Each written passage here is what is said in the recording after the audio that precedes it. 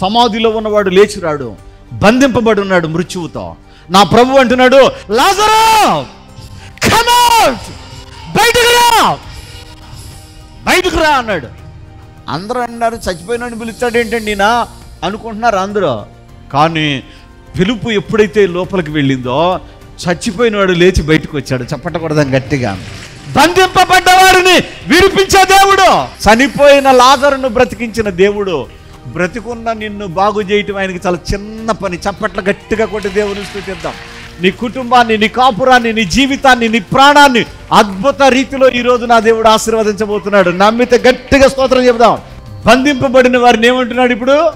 బయటకు రండి అంటున్నాడు. శ్రమలో ఉన్న పిల్లలారా బయటకు రండి అని ఆయన బయటకు నడిపిస్తున్నాడంట. హల్లెలూయా! ఎంత గొప్ప దేవుడు మన దేవుడు.